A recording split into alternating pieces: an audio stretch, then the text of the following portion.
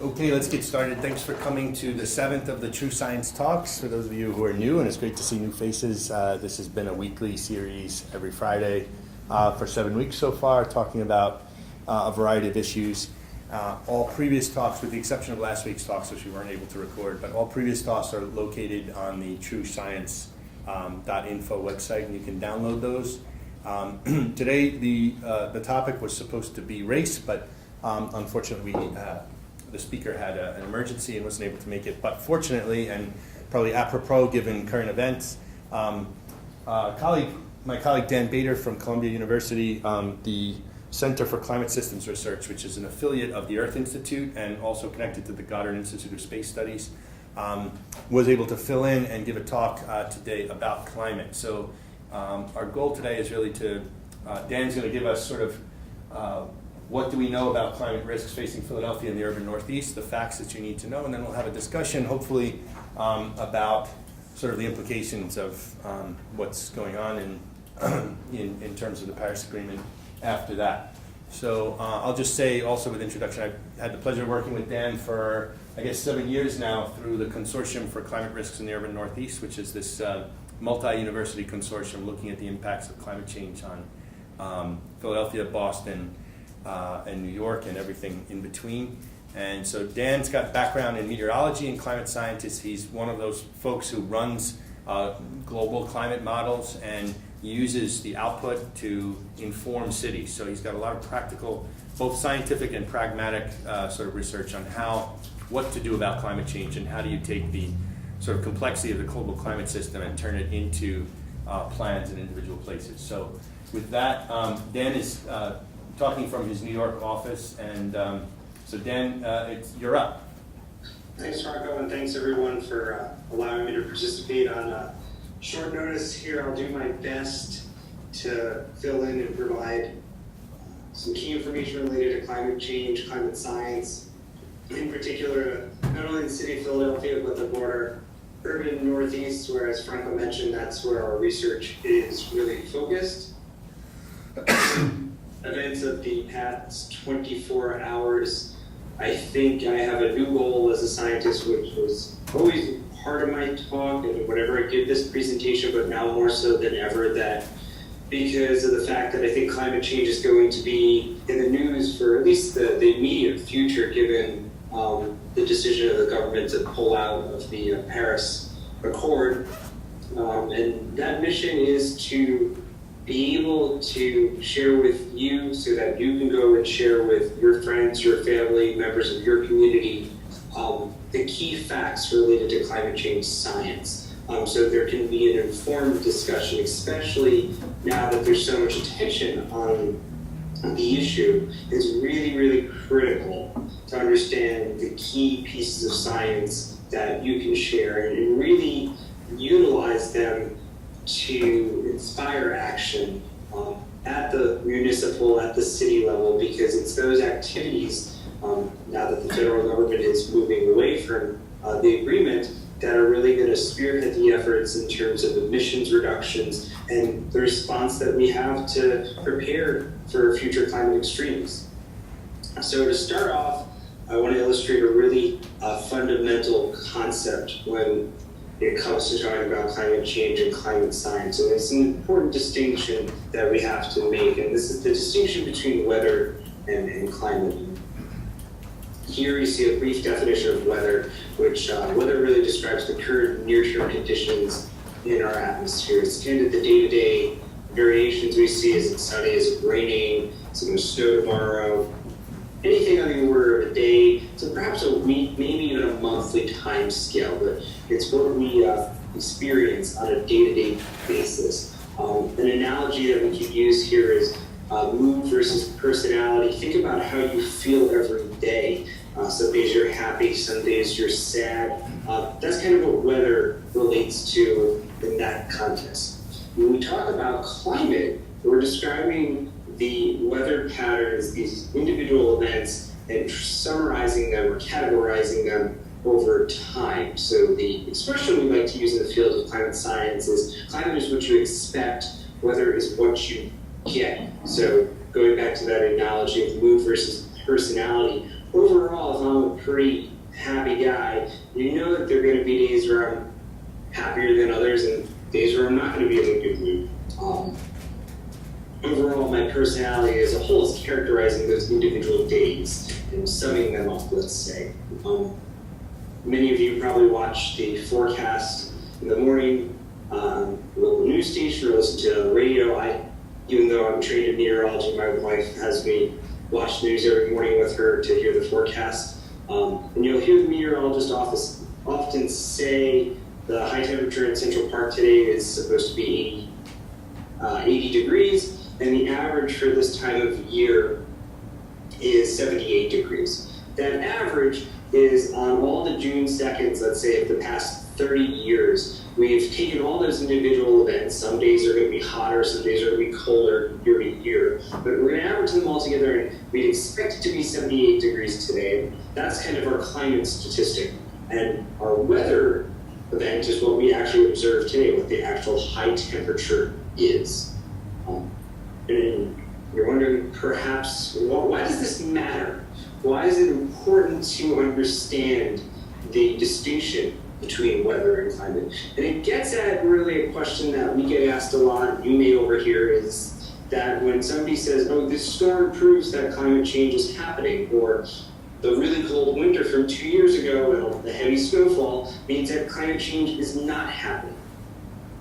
We go to this definition, we can understand that those are individual weather events. How hot or cold last season was, how intense a storm or an individual storm was. Those are individual events. When we're talking about climate and climate change, we have to characterize how have these events been changing with time. Pointing at the cold winter example, it doesn't necessarily disprove climate change, because if you look at the long-term trend of winter temperature in Philadelphia, for example, or the frequency of cold days, they're on a decreasing trend with time. There are not as many cold events happening over the past 30, 50, 100 years. So it's important to understand this distinction, and it's really something that happens in conversation when you're hearing a lot of arguments out there that individual weather events are proof or disproof of climate change. And it's important to recognize that the climate has changed in the past, it's changing now, and it's going to change into the future. Regardless of what's behind that, which we'll get into in a bit more depth in a few slides here, we're vulnerable. We're vulnerable to our environment, and we have a decision to make, and that is, do we want to address and prepare for the vulnerabilities that we experience now and are projected to see in the future, or do we want to just kind of be reactionary and address these events as they happen? And that's where the real debate, I think, is surrounding climate science. Is kind of what our response is, regardless of what's the cause, which is very much controversial in some aspects, or outside of the scientists, let's say, how to respond is a bigger challenge, and I think we'll talk about that in the later part of the discussion today. But it's important to know that there are vulnerabilities that exist in the present day. They've happened in the past, they're going to happen in the future. We have to start thinking about what we can do about them. And it's really fundamental that we understand this distinction kind of going forward to understand what points to climate change and what is not climate change. So we'll start off with a question, and we're going to look at what does the local climate record tell us. Fortunately, big cities like Philadelphia, New York City, Boston, they have long-time series of data that go back over 100 years or so. And that allows us to make some conclusions about how the climate has changed with time and see how these individual year-to-year variations compare to the long-term trend. And we're going to start off with two trends for Philadelphia. The first being sea level rise, and then the second is temperature trend. To get an understanding of what the background climate in our cities here in the Northeast is, because the trends here are, we might have folks in the room who are not from Philadelphia proper. I would say a lot of the information in the talk today is broadly applicable, the numbers and the projections themselves to probably a great 100-mile radius, let's say, surrounding Philadelphia. But in general, the risks we're talking about, the climate hazards we're talking about, that applies throughout the broader urban Northeast. looking at sea level rise, we've seen about a foot of sea level rise over the past century in Philadelphia. From a layperson's perspective, you're not thinking necessarily coastal city with Philadelphia, but coastal flooding from sea level rise and other storm events. It is a great concern to some of the low-lying neighborhoods and communities. That's where a lot of the work through the CC Run project Franco mentioned is being emphasized at this time. So we've got rising sea levels, and we also have temperature increases. I'm not sure why there's no trend line on the graph. Estimating, eyeballing at probably a degree or so, degree and a half of a temperature rise over the past century. You notice that there are warmer periods and there are colder periods. There are these natural variations from year to year. When we're talking about the climate change or climate change signal, we want to look at how the trend has changed with time. We are not showing here precipitation. If we were looking at a graph of precipitation, I'm not familiar with it for Philadelphia off the top of my head. What we may see for a city like New York is there really is a slight upward trend, but what's more important to look at when we look at precipitation trends is the extreme events. And one thing that we've noticed here and observed and is documented in the Northeast is a really strong increase in heavy rainfall events. These are the downpours. You know, every time it seems to be raining, it just rained here at home briefly for about 5 or 10 minutes and it's cleared up now. But you get these intense bursts of rain. And what we've seen in the Northeast United States, based on the National Climate Assessments, the 2014 report, is the Northeast has seen the highest rate of increase of these events compared to other geographic regions of the country. Approximately about 70% increase in these really intense rainfall events. So that's really what we want to talk about when it comes to precipitation. And again, with precipitation, we also want to look at how the variability is changing. What we've seen is an increase in variability, and what that really means is that it's not as predictable as it previously had been to say after 2 wet years, you always get a dry year. Now you might see 3 wet years in a row, or 1 wet year followed by 2 dry years. You don't have that predictability where the sequence of wet and dry events will always be the same. And that makes a difference from a planning standpoint. You know, it's really understanding these are numbers, this is science, you know, but this has decision-making utility.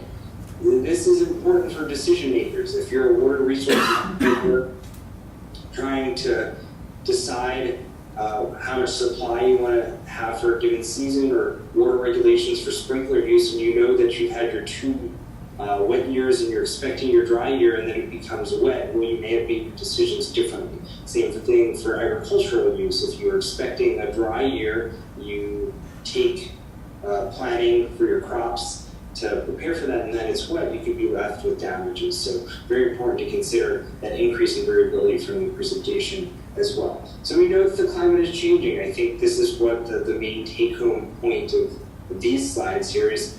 We've seen these changes, and I'm sure if I polled the audience, and I'm curious how many people are in the room actually, but if we polled the audience, that everybody could point to some event they remember from the past and how it may change with how it may change with time. One of the greatest examples I've come across in my career is folks who remember ice skating on ponds near their home, and they used to freeze over every winter, and now that's no longer happening, which would point to the warming trend we've seen in warmer winters. So we know that the climate is changing, and is projected to change even further in the future. Hey Dan, there's 17 in the room and 9 online. So fantastic, thank you. All right, so we understand that the climate is changing, and has changed in the past. And we have an ability to look into the future. How do we do that? What is the basis for climate projections? How, when you hear that the Paris Agreement was to limit warming by 2 degrees with potential of limiting it even further to 1.5 degrees above pre-industrial levels, and we have projections of climate showing global changes of greater than that, which give us some basis of how we're going to get to those lower numbers. How are those future projections made? Now, this is the agreement itself was based on a threshold. I'm talking about how do we get the projections that show that we're projected to warm beyond the point where we're trying to get to, which really call the urgency to action.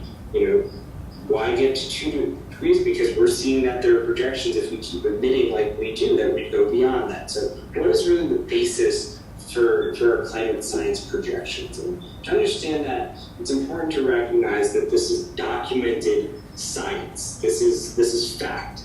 This is a pattern or a concept that scientists have understood for over a century.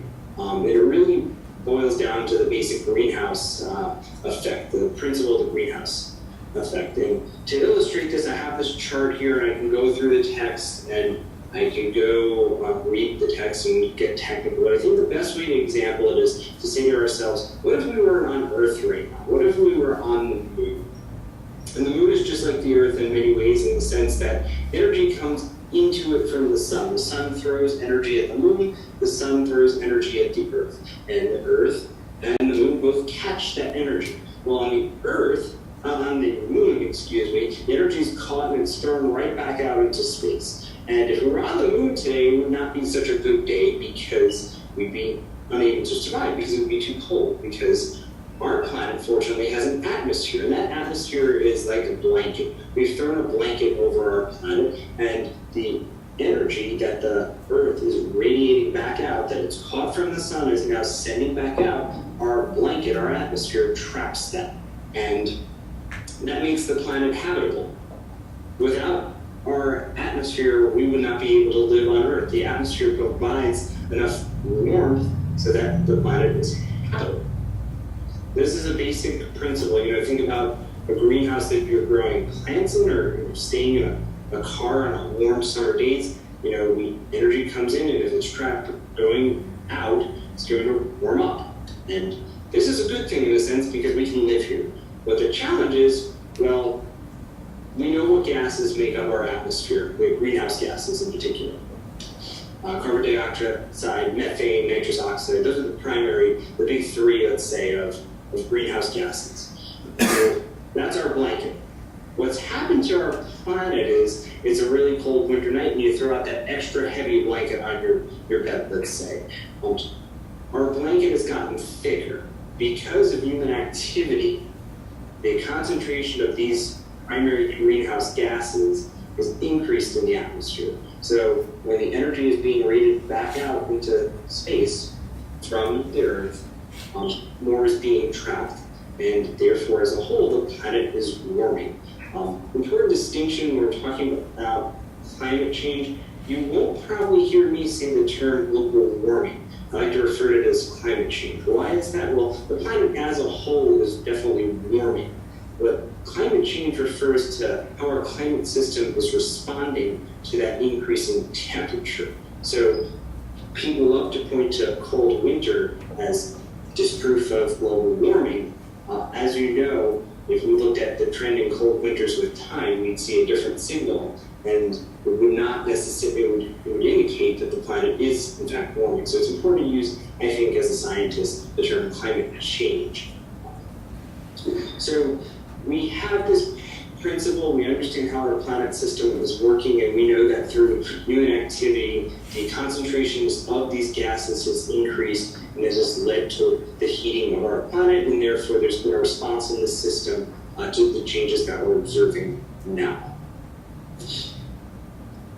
Moving forward, we can use this relationship, these basic principles, to run computer models that let us test and refine various hypotheses. The climate model, and we'll look at this a bit more on the next slide, is a giant supercomputer. And it's able to run the equations that simulate and represent our climate system and how the atmosphere behaves. As a young student studying meteorology, taking math and physics, I said, why am I torturing myself with these challenging classes? It has nothing to do with weather.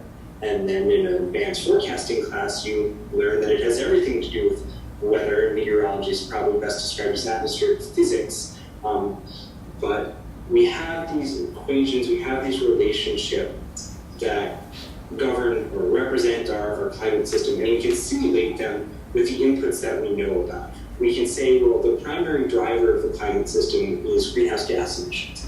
And we can run a model, the supercomputer, and we can say, here's a level or trajectory of greenhouse gases. How is our climate going to behave? That's really the fundamental basis for climate projections. But it's not only about the future, and how do we trust our models? And the way we can trust our models is looking towards the past, which is the chart, not the schematic of the climate system, but the trend graph or the graph at the bottom of the slide. What that is the solid white line is we have an observed temperature series for the planet, the global temperature. We have a global record of that. We know each year what the temperature has been. So what we can do with our models is we can simulate that. And that allows us to validate. If our models are throwing out something that is completely different than what we've observed, we say to ourselves as scientists, well, the models aren't getting something right. What are they missing? If we look at the chart, they line up pretty well, actually. The models are simulating the past pretty roughly equivalent to what actually was observed, which gives confidence that the climate models have the right equations, they have the right components in them, and they can successfully represent or project future climate. You may ask, when does this graph not line up? When did the models get it wrong? When do the models not line up with the observational series? The answer to that is when we don't include human activity. If you were to take out the human element and just look at natural climate processes, volcanic activity, solar cycles, and just drove the models with those, your trajectory of the output from the model wouldn't line up with the observation. And that really points to further evidence, let's say, that there is a human component to the warming that we have observed over the past century and are projected to see in the future. Sometimes we get asked, especially as a meteorologist, how can we trust climate models? How do we trust climate models when the weather forecast for tomorrow or even this evening is wrong? The meteorologist is always wrong. How can we possibly think 20, 50, 80 years from now? In principle, weather and climate models are similar. They're computers that have equations that govern the atmosphere that are run over time. What happens in a weather forecast model is there's some initial conditions. We're taking actual observations of the actual conditions across the United States, let's say, and we're throwing them into our model and it's going to simulate. As you may know, our observing network is not perfect. And since it's not perfect, there could be an error, and that error will get amplified with time. When we're looking at a climate model, the initial conditions of what we're driving the model with are more stable. And therefore, if we make an error or if we get something slightly off in the initialization of the model, as it runs with time, and since we're not looking at the individual events, we're kind of looking at signal with time, it's not as magnified. So just because the weather forecast for tomorrow doesn't turn out right and the meteorologist is wrong, doesn't mean you discount or should discount climate information. While in principle it's kind of the same type of modeling, let's say, it works differently, and one does not mean the other is right or wrong per se. What's happening is models are continuously getting more sophisticated, that there's increasing resolution over time. So with new models and better observation data and better future scenarios of potential greenhouse gas trajectories, we're getting more specific projections. The science that we provide through CC-Run and other projects that we, such as the Urban Climate Change Research Network, is all local. We really try and get it to the as local scale as possible. Everybody wants to hear their town on the news in the morning, and the meteorologist gives the forecast. Everybody wants local climate information, and the scenarios that we're able to provide, the scenarios that we're able to develop, get at that. It's the best available information at the local level. Right now, the resolution of some of the best modeling that we're using is 12 kilometers by 12 kilometers. The model breaks down the globe into the grid boxes. It's in the grid boxes where the equations are run. So the grid box of 12 kilometers by 12 kilometers, about an eighth degree, is very high resolution. We can pull the information that best describes how the area you is projected to change in the future. So we're not giving a global scenario, we're not giving a national scenario, we're giving a local projection for climate. And the science continues to advance. The data sets and the emission scenarios as well.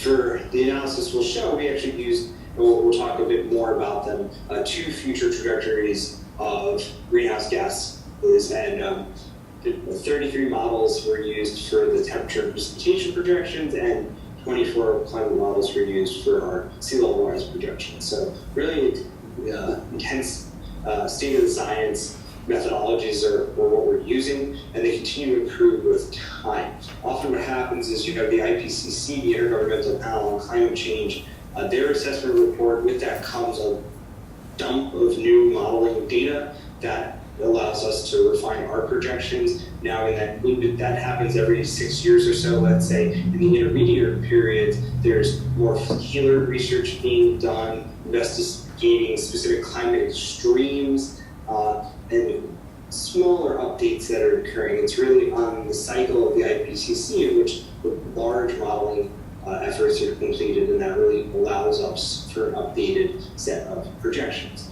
Obviously, we're consistently monitoring the latest research, the latest observations, and if anything differs than what we had originally projected, it's our job as scientists to advise as such and say, how does the latest research affect what we published before, or how does it differ? Always keeping an eye on the latest information as well. But as a whole, we have great confidence in the projections that we provide and the science that we're making available, and it definitely provides decision makers the information they need to start planning. We're not trying to project into the future of what June 2nd, 2062 is going to be. We provide projections over a given time slice, as you'll see. This change signal is what we're really looking for in our projections. So we'll talk a bit more when we actually look into the numbers for Philadelphia itself. But I think the take-home points from this set of slides, just to kind of wrap up before we move on to look at some of the numbers themselves, is that the climate science is well understood in many ways, that it's built on principles that have been around for over a century. We use models to kind of test and project, test our hypotheses, project into the futures. There's improvement in the models as we go into the future, let's say, every time it's getting more and more advanced, more and more finer resolution. Of course, the uncertainties remain. The models aren't perfect by any means. There's uncertainties in how the future greenhouse gas emissions are going to change. The outcomes of the decision yesterday and how the United States changes their emissions will ultimately affect global emissions, and the global emission scenarios that are used to drive these models could be altered and maybe tracking towards or away from a certain scenario that we've run the models with. The models also cannot capture very well fine-scale processes, such as a land sea breeze that we experience here in the New York City area. A global climate model with 12 kilometer by 12 kilometer resolution, it's just not going to be able to pick up that feature. It's really up to the science, the expertise of the science, to say how that feature, given the projections for, let's say, a larger geographic area, may change based on either literature or just kind of moderate. Knowing that one area of the city is cooler than the other, you'd say that maybe the mean change would be superimposed on that relationship. So, the climate's changed. We have a basis to project for the future. Let's take a look what is actually projected for the city of Philadelphia. These projections were developed with CC-Run. There are other projections available, I believe, in the city of Philadelphia's sustainability report or plan. The temperature and precipitation numbers are from a different group. The sea level rise numbers, though, are numbers we developed with CC-Run. So we showed a table, and I'm just going to break down a couple things in the table before we actually look at the numbers themselves. You'll see that we always shoot a baseline temperature. The baseline temperature is a 30-year average, looking at 1971 to 2000, when most baselines actually will look at 81 to 2010 now. Small difference, I would say, what's available or what the actual numbers are going to be. We provide projections for 3 future time periods, the 2020s, the 2050s, and the 2080s. Those are 30-year periods centered around that given decade. So the 2020s is the period from 2010 to 2039. And we look over a 30-year period in the field of climatology because averaging across 30 years reduces or mutes the year-to-year variability so you can get a look at the real change signal. We also show not just a single number, but a range of possible outcomes. We show a low estimate, the 10th percentile, the middle range, or the 25th to 75th percentile, and the high estimate as well. We present our across a range of outputs because we've used 33 models to representative concentration pathways. We use RCP 4.5 and RCP 8.5. If you're not familiar with the emission scenarios, at 8.5 is business as usual. We can just continue to skyrocket and emit as we are now.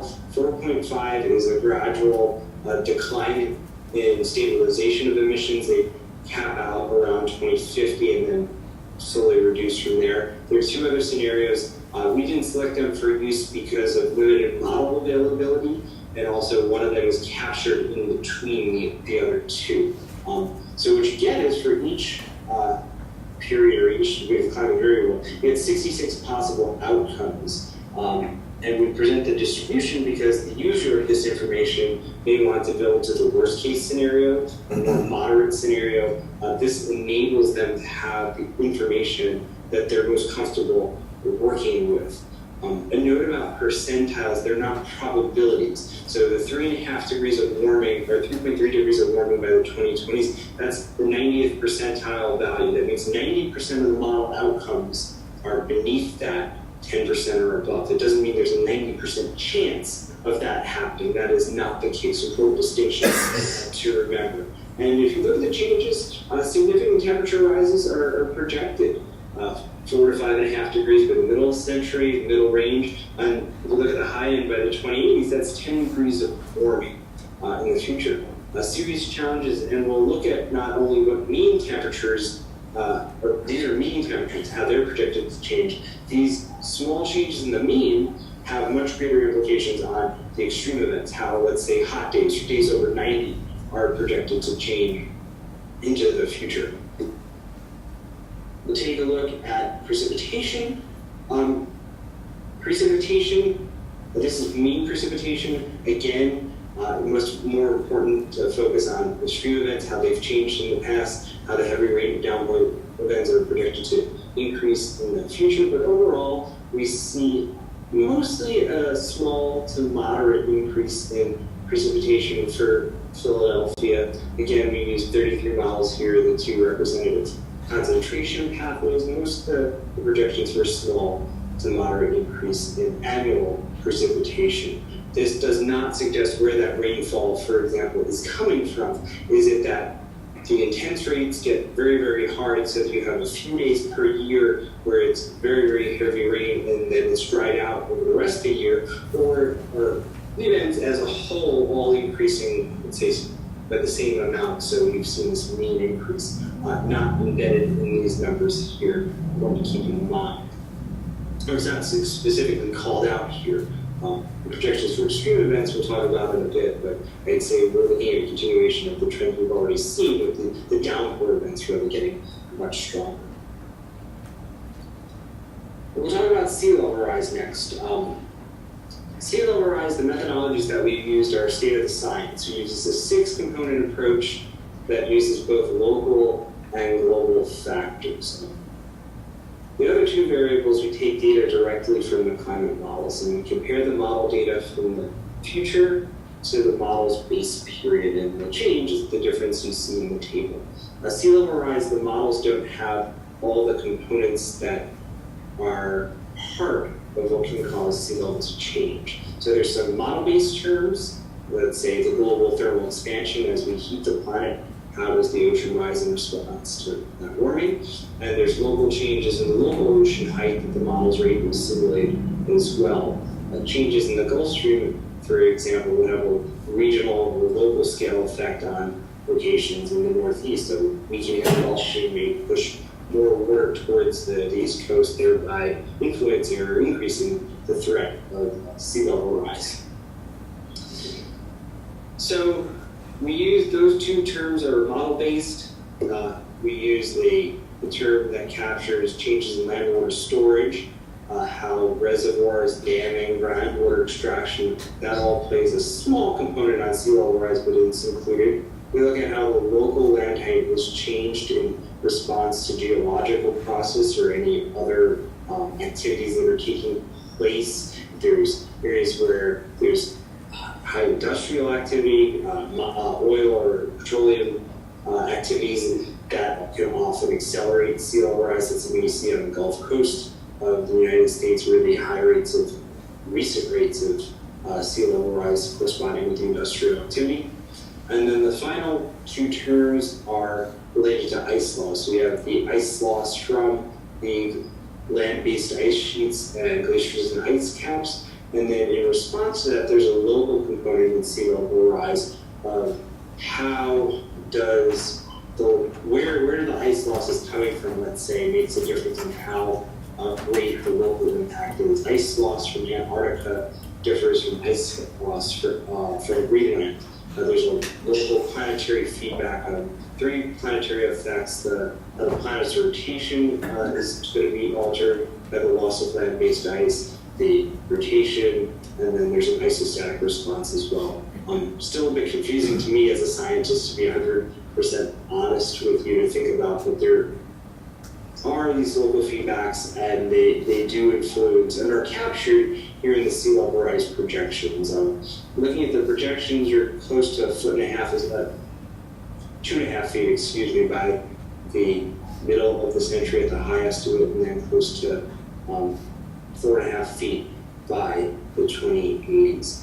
If we track towards the high estimate, those are pretty significant numbers, can flood large areas, and on top of just sea level rise alone, you have to consider storms. And while it's uncertain of how storms may change, just an increase in sea level rise alone is going to increase the frequency of coastal flood events. We actually see that now here in the New York City area, just on a high tidal cycle with a northeast wind flow. Some of the coastal communities are seeing flooding where previously they hadn't been, and that can be tied into the local sea level rise that's happening here in New York, also on the order of a foot. Storm changes and certainly we'll talk a bit about the extremes, I think, in the next slide. As I said, and for some reason we're not animating here, the small change in the average, so let's say just 2 degrees of warming, that doesn't seem like very much, but it can have this tremendous impact on extreme events. So let's say days over 90, that's a threshold where folks cannot work outside if it's above 90 degrees. Well, in the current climate, if we warm 2 degrees, any day that was 88 degrees is now pushed over 90. If we just put a 2 degree change onto those 88 degrees, 2 degrees is not seeming much, but the amount of days over 90 has just increased greatly. So that's what you're seeing here in the shift of the distribution. That area under the tail has gotten greater. That action point being, let's say, days over 90, they're they're projected to occur 2 times more often than they do in the current climate. Don't have the statistic off hand here, but we are projecting to see a very likely increase in days of extreme heat. Heat waves may increase in their duration, their frequency as well. Here are the specific projections for hot days, days over 90. So you can see from 26 days per year at or above 90 in Philadelphia, closer towards 50 or 60 days by the middle of the century, even higher as we get out towards the end of the century. these are just, if we were to go back, just small, the changes themselves don't seem small, 2, 3, 4 degrees. You see how many more days at these action points. These are the metrics that stakeholders are often most concerned about. So you can see that that small change makes a big difference. Contrary to the increase in the hot days, you'd be seeing a decrease in the number of cold days. Shown on this slide here, 87 days at or below freezing now, decreasing as the century goes forward. Just again, the small change in the mean making a big difference for extreme events. In addition to these changes and these heat and sea level rise changes, we can look at some other extremes and how they may be projected to change. These are events that the climate models don't necessarily do a good job capturing, and we can't take the information directly from the climate models themselves. We can look towards other studies, other published literature, and make some qualitative assessments on how these events may change. We talked a bit already about precipitation extremes, heavy rainfall events, and flooding also projected to increase in the future. Pittsburgh saw some very heavy rainfall a few years ago. We work with Pittsburgh on another project, so trying to keep it Pennsylvania-centric here, but they saw heavy rainfall events, and you can point to these events, I think, in everyday life. You see how hard it does rain when these storms come through. Drought, projected increase in short during in drought. It's an uncertain climate variable. Can't capture quantitatively the projections that we do. Uncertainties, but drought is certainly something we need to consider in the future and how it may change. In the urban areas, you might say, well, drought, how does that affect me? And depending on the water supply or where the water comes from, drought could impact that water availability, but it also can affect the produce and the crops that the city supply that are supplied to the city. The city's food shed could be greatly impacted by a drought.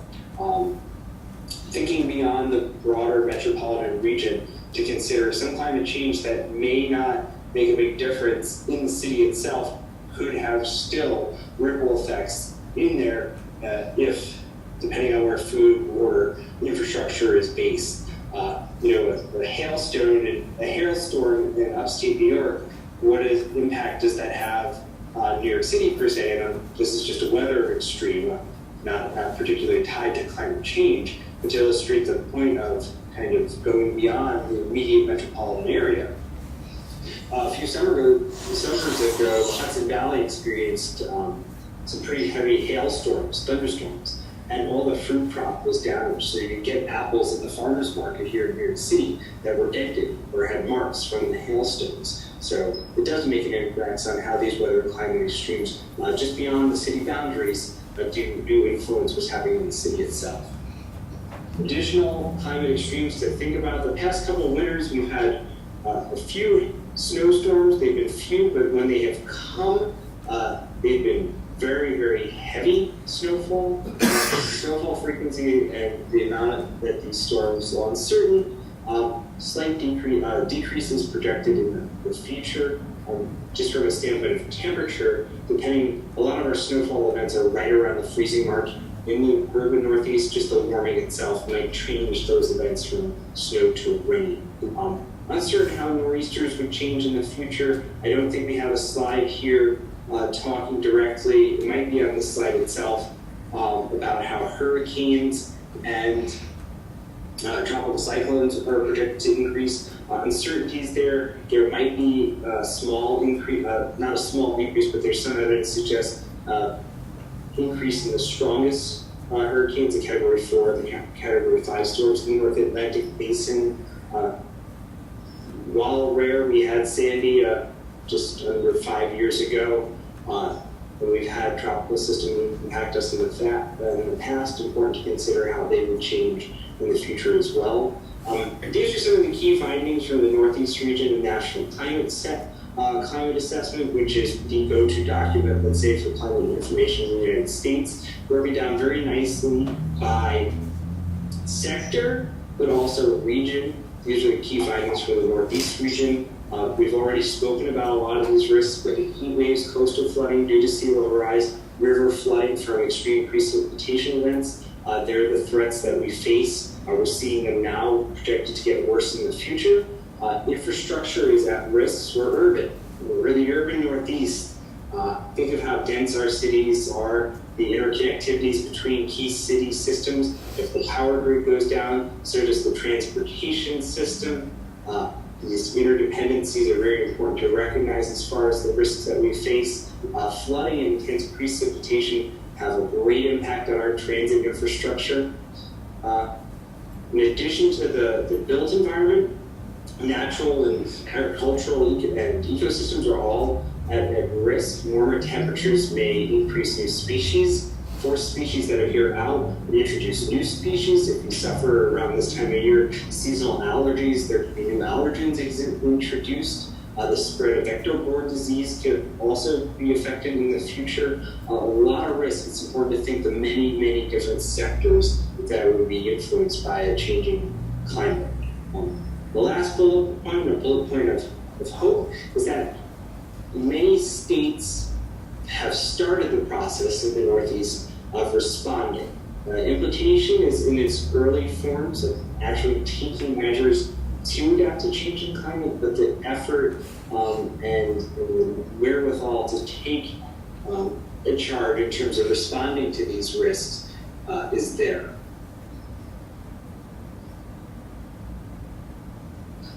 What can we do to respond? And this is, I believe, the last slide that I have in the presentation itself, and we can use this as a starting point for some of the discussion we want to have surrounding the Paris Agreement, because this will leave us at a good point. What can we do to respond? And we'll get more in depth and we'll talk about the specifics here, I think, when we open up for some questions and discussion. But there's two primary ways that we can discuss responding to climate change. We can mitigate to reduce our impact on natural systems and adapt where we nevertheless expect impacts.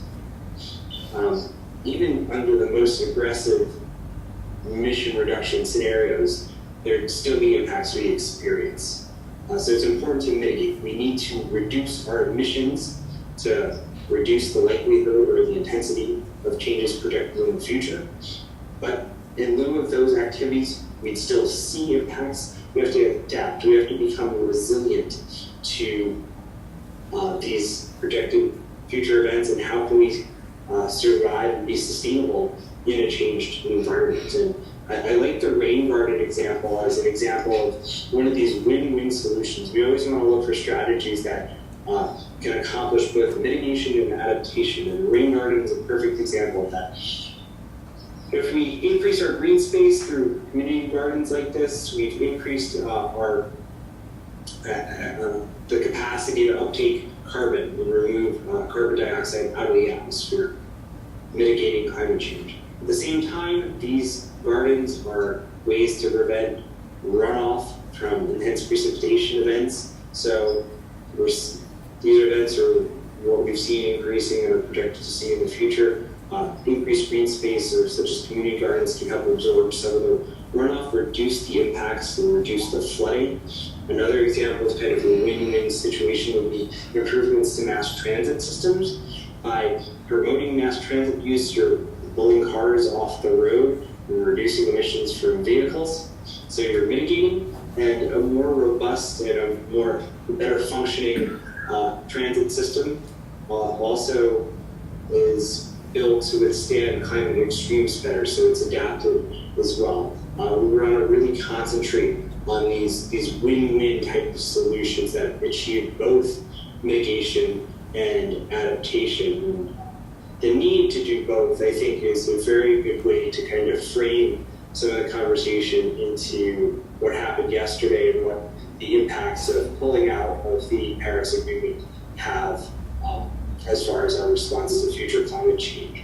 I think with that, I don't have any further slides. I know I'm going to lead a conversation about the Paris Agreement and broader discussion, but I think if it's good with everybody, I'll take questions happily or any comments anybody has on kind of the core climate science that I've talked about thus far. And once we answer some of those questions, we can spend the remaining time talking about the agreement and implications it may have. So thanks again for having me, and I hope you enjoy the presentation.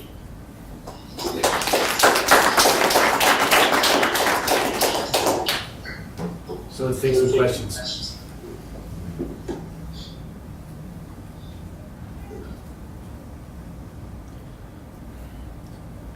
I have a question about the climate models. Since the recent decade, we are seeing many unique events like the hurricane and all, which are not repetitive every year. So how can the models be modified so that the rare events can be highlighted and they can predict the rare events?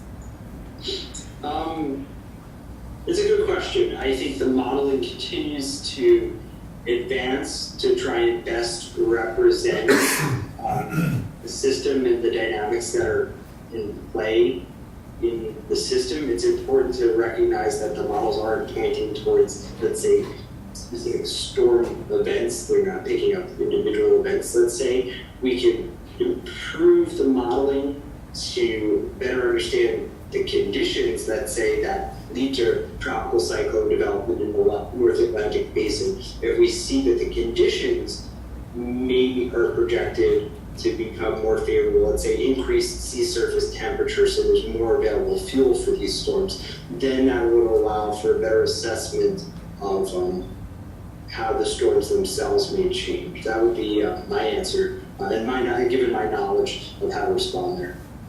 Thank you.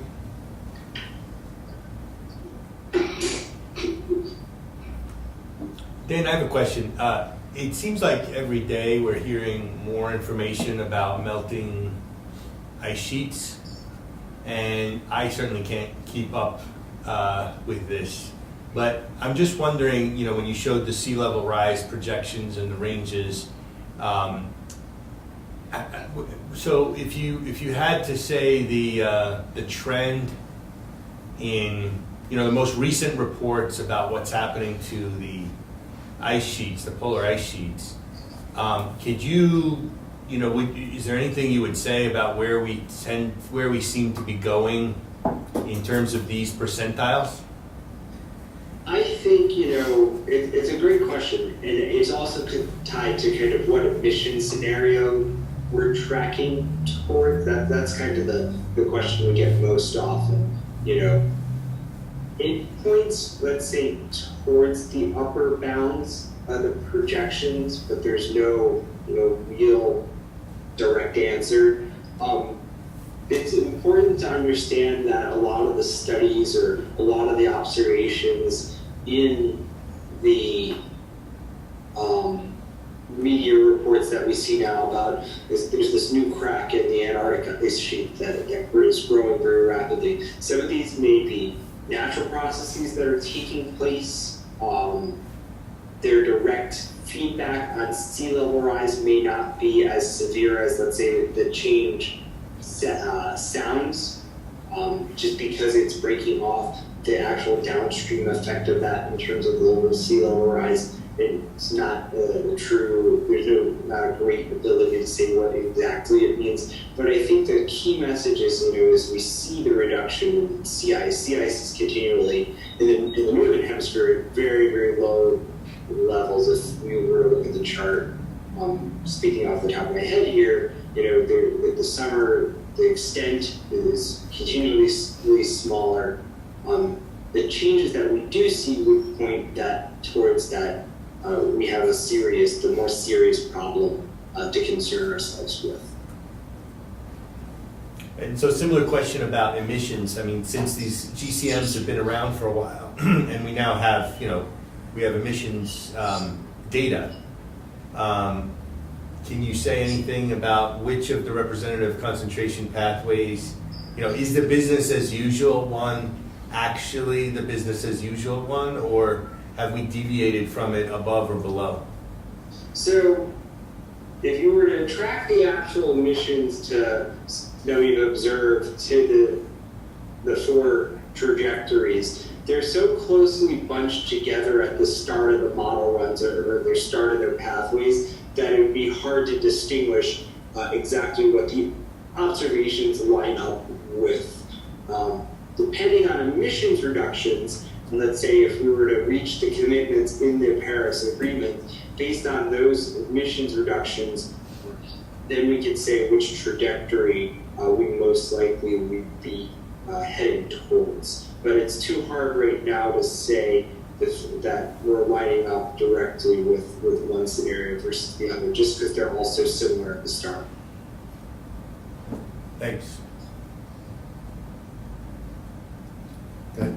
So I was wondering if some of these models are taking into account things like catastrophic events like methane, vast methane emissions from melting permafrost, or what happens if and when the Gulf Stream basically collapses and stops warming up Northern Europe. That's a great question. They're not, to my knowledge, they're not considering those abrupt, really catastrophic events. Those events are qualitatively assessed in the studies. The models are not. The models, particularly with, let's say, the collapse of the ice sheet, they have a struggle with that. That's why in some of the earlier work that we did through CC-RUN, we broke down a GCM-based approach and high rapid ice melt scenario. The models have trouble capturing that abrupt event. And that's why you see some of these papers that are saying, if there's a complete collapse, what the results would be, or the release of the permafrost methane. I don't believe it's included in the modeling that we're working with.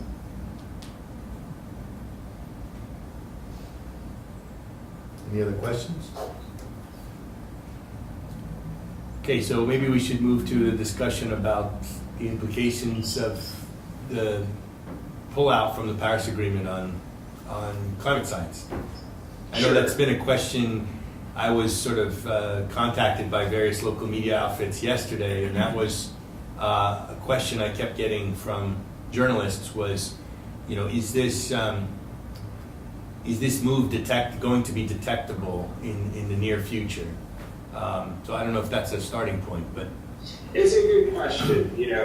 It's a good question, and we can use it to kind of frame the conversation as kind of what the detection would be. And I think the answer to kind of when would we notice the difference between the U.S. being in the agreement or not, it wouldn't be until later on, let's say towards the middle of the century, where the impacts of emissions reductions would really start to be noticeable, and their fullest effect would be realized. Just because it's going to take time, it would take time, and it will take time for those 194 other nations that are signed on to the agreement. It's going to take time for the reductions to start, and then there's a feedback that takes place after the reductions have occurred.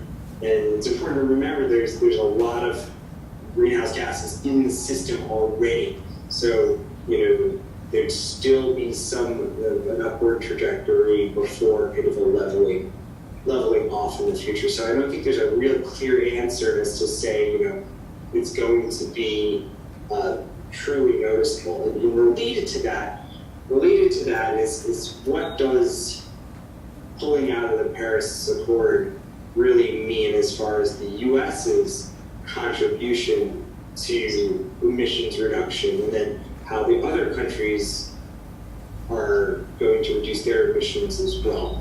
The way the agreement is structured is that it's to cap warming at 2 degrees Celsius over pre-industrial levels, with if a really great goal, if we're really ambitious, let's get it down to 1.5 degrees. It doesn't necessarily have a defined plan of exactly how every country is going to get there. Each of the countries are going to kind of go their own way to reduce their emission, and that overall reduction is going to bring us towards that target. So there's a possibility that other parties in the agreement don't meet their targets, which would have an influence, let's say, on how the reductions translate into how the warming would change. And it's also possibly that in lieu of being in the agreement, there's going to be greater enthusiasm in the United States by states and cities and other municipalities to increase the work that they're doing as far as emissions reduction. So it still could allow us to meet the pledged targets, even if the federal government was not participating in it and putting forward the steps they need to be taking to encourage and reduce emissions.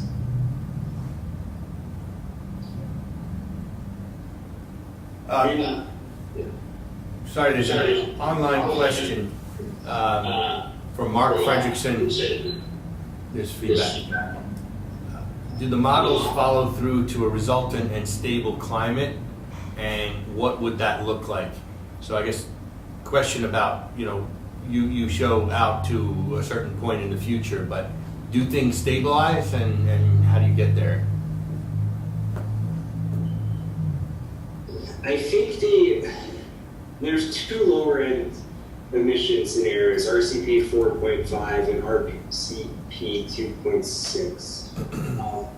Both of those are kind of, let's say, stabilization that would kind of, 4.5 still sees warming and then levels off. 2.6 is kind of the most aggressive scenario to kind of cap warming where it is now. Let's say those require the larger scale emission reductions across all the nations, the more aggressive portfolios that would have to be put together. But take the more drastic steps to pull emissions toward those levels to allow for kind of stabilization, let's say.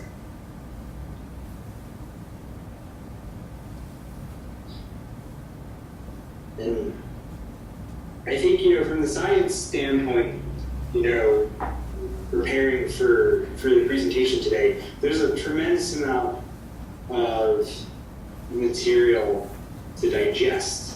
And as a scientist, trying to understand what the full ramifications of pulling out of the agreement really mean. But I think from a scientist standpoint and kind of the job that I have to do, it's kind of another motivating factor. It's a motivating factor in a sense that now more than ever, the activities at the city and local scale, the state level, are more important. And that makes my job of giving them the information, the science information, the data they need for planning more important. Because from the side, remember that there's these two ways to respond. We can adapt and we can mitigate. And a lot of the material that we provide, the projections here, are designed to inform resiliency, adaptation planning. What are we going to do with 2 degrees more warming? That's going to cause the decision maker to make changes to the infrastructure, the policies in the city. If we as scientists are showing that there's a potential for even greater, more severe changes, or if we were to reduce our emissions, that's going to mitigate the changes we're supposed to see, that's going to inform, I think, the mitigation effort. Understanding what it would take if if they want to get to, if they're concerned that above 2 degrees their infrastructure is going to be in really, really bad shape. We could say as scientists, this is the pathway that is leading us to 2 degrees of warming. They can say, well, to get to that pathway, what steps do I have to take to reduce my emissions? I think that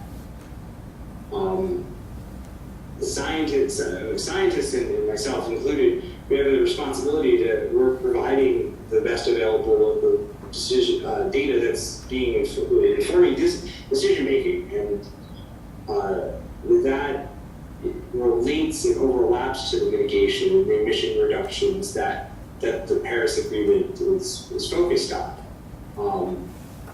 And I think that the enthusiasm that may come from this, despite a lot of negative feelings over the past 24 hours, it should be met with some optimism in the sense that it really drives home the point that there's a need for the local level response, and there's a need for science at the local level to inform decision making. And take folks in the room today who may not have known about climate change or how climate change is going to impact the city of Philadelphia. We're now aware. And when you hear the numbers, when you hear the science, it becomes a little bit more real. Thinking about 4 feet of water at the end of the century, knowing if you have a summer home, your summer home might be underwater, let's say.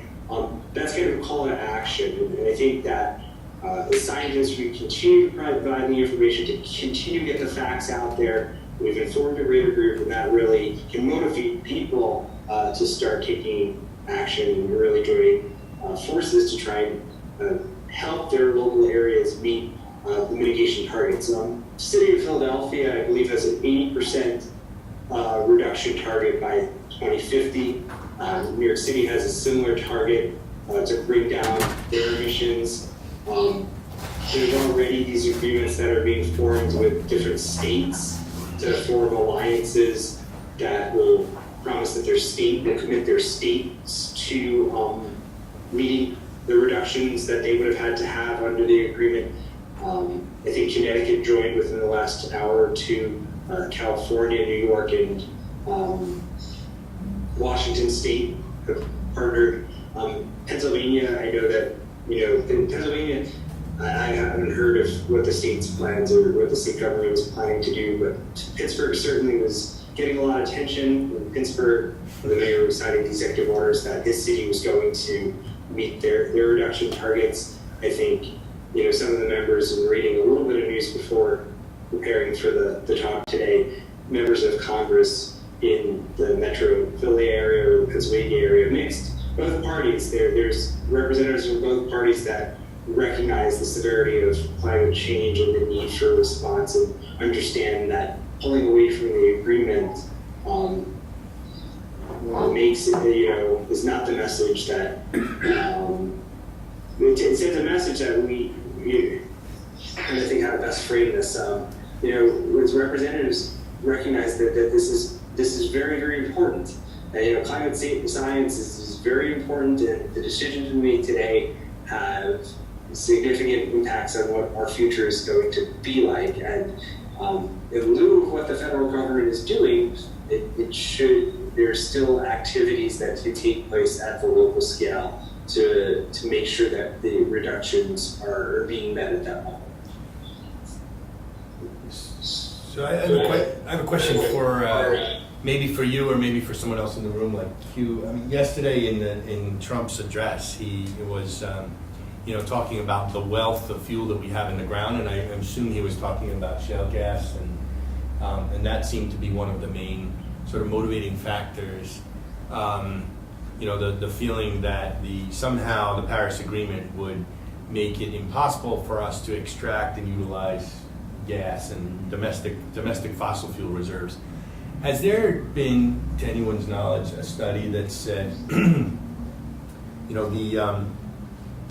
the rate at which we're beginning to use, or we are using now, shale gas and sort of increasing, can that be turned into temperature? Can that be turned into, how many degrees temperature are implied by, and we're saying this in Philadelphia, supposedly this, new hub for the shale gas industry.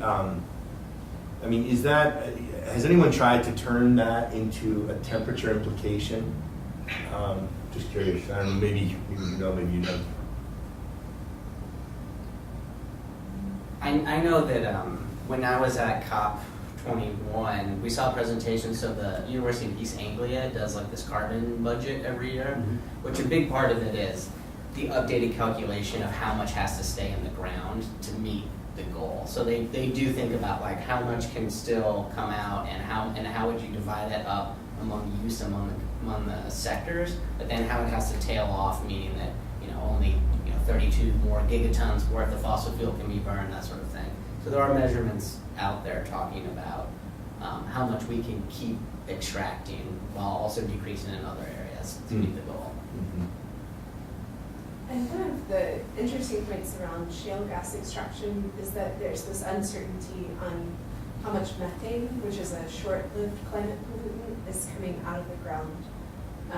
and getting directly leaked to the atmosphere instead of being burned to make CO2 first.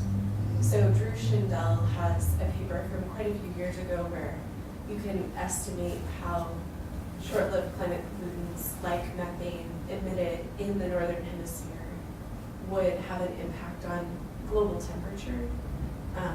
So with some of the broad-ranging methane estimates now that are associated with that industry, it would be possible to sort of multiply it by that factor and say, in addition to the CO2 component, you would have this temperature implication from the methane leakage.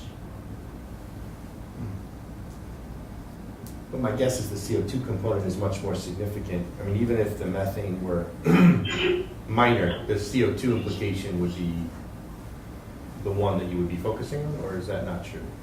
So it depends on the time scale, right? It's a factor, I think, of 30 stronger climate forcers on a shorter time scale.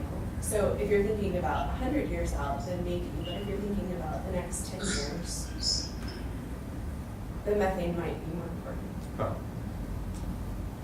And I know with the same thing with the, there's been the big EDF study, and then I think one was the ground up methane, and one was the bottom up, where they're calculating the methane leakage. And I think it's generally considered that this oft-touted, whatever, 40% carbon reduction you get between burning natural gas over coal,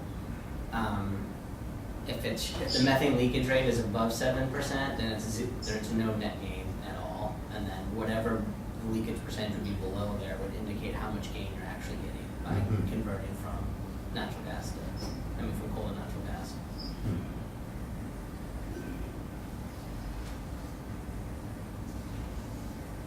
Do we know if the Paris Agreement, again with those representative concentration pathways, would the Paris Agreement have represented any significant deviation from the business as usual? Or, I mean, I know critics are saying that actually the 2 degrees would be insufficient to, even if accomplished, would be insufficient to avoid sort of certain catastrophic outcomes. Has anyone sort of matched it up to those concentration pathways to see where it falls? So there's two points.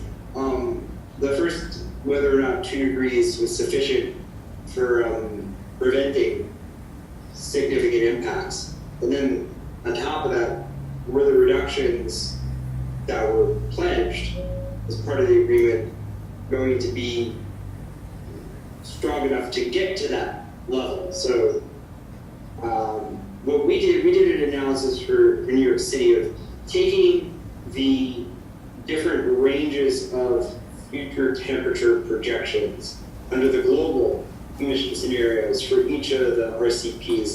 There's a range, and looking at which, if any of them, kind of hit the sweet spot of 2 degrees. It was 2 degrees kind of in the center of each of the ranges. And since the ranges are wide across, let's say the 10th to 90th percentile of approximate amounts, I forget, the exact distribution points they're showing, the 2 degrees of warming could have fallen in multiple trajectories, let's say. I think that the answer would be that if we were to achieve the 2 degrees of warming, it might place emphasis on, let's say, an RCP, a greater emphasis, or we might weight the emphasis of an RCP, let's say 4.5, more than, let's say, the business as usual, for example. But there's no real definitive answer there of one RCP being the RCP that aligns with the reductions in pledges from the agreement. But 4.5 would be the low end that we've been including in previous projections? Low mid, let's say. Low mid. And then your second point, that's a good point. I've heard that. So that the voluntary nationally determined contributions was not a done deal, that those would lead to the 2 degrees, right? Right. Yeah, there's no real, how the system would respond and how, whether or not that the reductions would actually bring us to that level is uncertain. And I think that uncertainty is very important to understand, and given the uncertainties, and what to me, kind of personally speaking, and as a scientist in some ways, is if we step away from the specifics for a second and just break it down to the basic principle we talked about, as far as there's a vulnerability we're concerned with and we have a decision to make with how we want to respond to it, I think that in itself promotes action. The level of action up for debate, how great an action or how great an impact we can have for discussion, let's say, but I think it all starts with recognizing the need to have a conversation to say how we're going to take action. That kind of is the fundamental, personally speaking, fundamentally the most important point to really emphasize.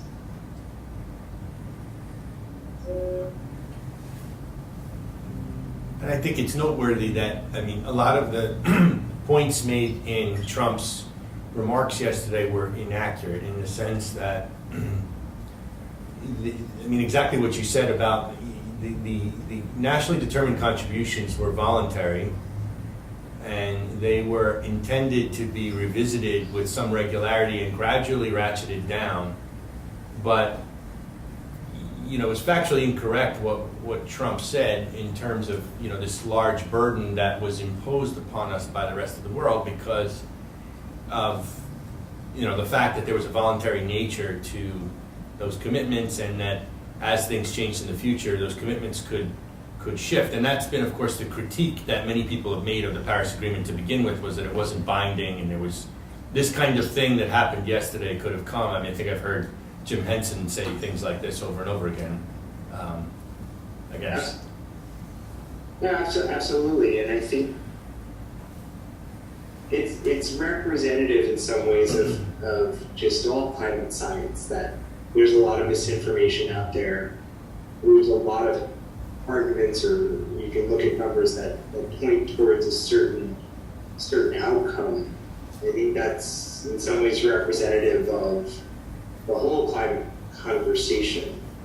And it's challenging. It forces, it emphasizes the need for scientists to have the conversations like this conversation right here. It's to inform, to do our jobs, to try and clearly communicate the information and make a difference, and make sure that we are presenting not only the facts, but recognizing the uncertainties as well. It's to give enough information, enough to let a decision maker, or somebody who's going to use the information to decide whether or not it's meaningful and does it impact them enough to facilitate a response. I think now more than ever, the need, in part because the conversation has become so politicized, the need for clear communication of science and emphasis on facts, basic principles, and at the same time recognition of uncertainties as well is even more important. It's very, very easy to go online and read through somebody's Twitter feed, and you'll find all the arguments for or against what you believe in.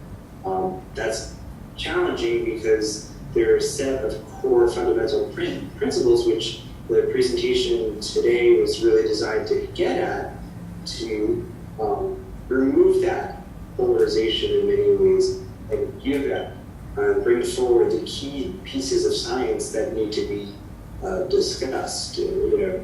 Just how the information in the presentation today is interpreted, and interpreted could be subject to sides of different interpretations. The presentation today presented changes for the 2050s. I hope that in the presentation it was clear that this isn't certainty. We're not projecting what's happening on a given day in the future. It's saying here's the best available information that we have and some of the changes that we may experience in the future. And that leaving it like that is designed to be kind of a transfer point of information, and say to somebody who's going to see or use that information, what does that mean? And they have to be comfortable at the same time. It's our job as scientists to explain to them what the limitations of use are, what the information is designed to do, what it is and what it isn't. And unfortunately, that can get very, very lost in the weeds with all the rapid fire media and different stories that are out there. So, having the ability to have this conversation, whether or not it happened after yesterday or, it happened just after we signed the agreement, I think that the approach to take as a scientist would have been very much the same. Obviously, now there's a much greater call to action, let's say, the need to think about climate change, but at the same time, I don't necessarily think I would have approached it or I would have changed the slides in any way because of the decision or if it didn't happen yesterday.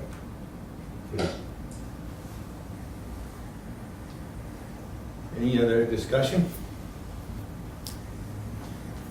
Yeah, wondering. I'm not sure if it's a relevant question, but having a very business background of Mr. Trump, does it affect his prioritizing the climate next to the loss of financial loss? Or in some of the excerpts I saw about his declaration yesterday, he discussed that there is a lot of money what states have to pay to the other countries to mitigate climate change. So he doesn't want the money from the states to leak out in the other countries. Do you think that that kind of mindset, being an economist, is making him think of the finances first and making the climate change as a secondary option? I mean, without obviously without direct knowledge of what influenced his decision, obviously, I think there could be a component that is that financial decisions influenced or financial thoughts influenced the decision that was made.